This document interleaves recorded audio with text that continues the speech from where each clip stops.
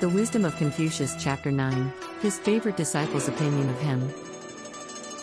Topics on which the master rarely spoke were advantage and destiny, and duty of man to man. A man of the village of Tahyang exclaimed of him, "A great man is Confucius. A man of extensive learning, and yet in nothing has he quite made himself a name." The master heard of this, and mentioning it to his disciples he said, "What then shall I take in hand? Shall I become a carriage driver or an archer? Let me be a driver." The sacrificial cap, he once said, should, according to the rules, be of linen, but in these days it is of pure silk. However, as it is economical, I do as all do. The rule says, make your bow when at the lower end of the hall, but nowadays the bowing is done at the upper part. This is great freedom, and I, though I go in opposition to the crowd, bow when at the lower end. The master barred 4 words, he would have no shalls, no musts, no certainlys, no eyes. Once, in the town of Quang, fearing that his life was going to be taken, the master exclaimed, "King Wan is dead and gone, but is not Wan with you here? If heaven be about to allow this Wan to perish, then they who survive its decease will get no benefit from it. But so long as heaven does not allow it to perish, what can the men of Quang do to me?" A high state official, after questioning Sus Kung, said, "Your master is a sage, then? How many and what varied abilities must be his?" The disciple replied, "Certainly heaven is allowing him full opportunities of becoming a sage, in addition to the fact that his abilities are many and varied." When the master heard of this he remarked, "Does that high official know me? In my early years my position in life was low, and hence my ability in many ways, though exercised in trifling matters. In the gentleman is there indeed such variety of ability? No." From this, the disciple Lao used to say, "'Twas a saying of the master, at a time when I was not called upon to use them, I acquired my proficiency in the polite arts." "Am I, indeed," said the master, "possessed of knowledge? I know nothing. Let a vulgar fellow come to me with a question, a man with an emptyish head, I may thrash out with him the matter from end to end, and exhaust myself in doing it." "Ah!" exclaimed he once, "the phoenix does not come, and no symbols issue from the river. May I not as well give up?" Whenever the master met with a person in mourning, or with one in full dress cap and kirtle, or with a blind person, although they might be young persons, he would make a point of rising on their appearance, or, if crossing their path, would do so with quickened step. Once Yan Yuan exclaimed with a sigh with reference to the master's doctrines, "If I look up to them, they are ever the higher; if I try to penetrate them, they are ever the harder; if I gaze at them as if before my eyes, lo, they are behind me." Gradually and gently the master with skill lures men on. By literary lore he gave me breadth, by the rules of propriety he narrowed me down.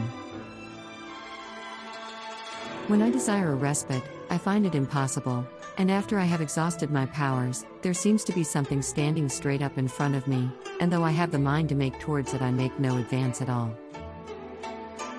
Once when the master was seriously ill, Sus Lu induced the other disciples to feign they were high officials acting in his service. During a respite from his malady the master exclaimed, "Ah! How long has Sus Lu's conduct been false? Whom should I delude, if I were to pretend to have officials under me, having none? Should I deceive heaven? Besides, were I to die, I would rather die in the hands of yourselves, my disciples, than in the hands of officials. And though I should fail to have a grand funeral over me, I should hardly be left on my death on the public highway, should I?" Sus Kung once said to him, "Here is a fine gem. Would you guard it carefully in a casket and store it away, or seek a good price for it and sell it?" "Sell it, indeed," said the master, "that would I, but I should wait for the bidder." The master protested he would go and live among the 9 wild tribes. "A rude life," said someone, "how could you put up with it?" "What rudeness would there be," he replied, "if a superior man was living in their midst?" Once he remarked, After I came back from Waterloo, the music was put right, and each of the festal odes and hymns was given its appropriate place and use. Ah! Which one of these following, he asked on one occasion, are to be found exemplified in me? Proper service rendered to superiors when abroad, duty to father and elder brother when at home, duty that shrinks from no exertion when dear ones die, and keeping free from the confusing effects of wine.